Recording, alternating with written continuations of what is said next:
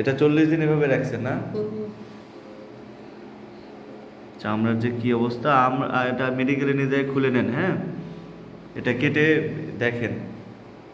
আমরা এক্সরে করছিলাম, আপনাদেরকে বলছিলাম ইয়েতে যাওয়ার জন্য, হাসপাতালে যায় প্লাস্টার করার জন্য। এই যে চামড়া তো এই যে দেখা যাচ্ছে, এই যে দেখেন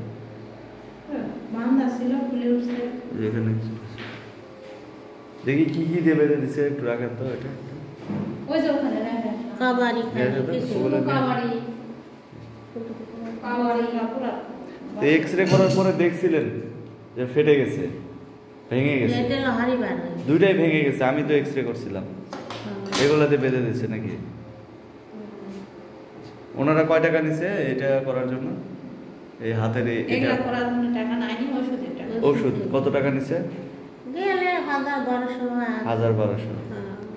আচ্ছা ঠিক আছে, আমরা এক্সরে করে দেখি আপনার হাত কতখানি জোড়া লাগছে। ঠিক আছে।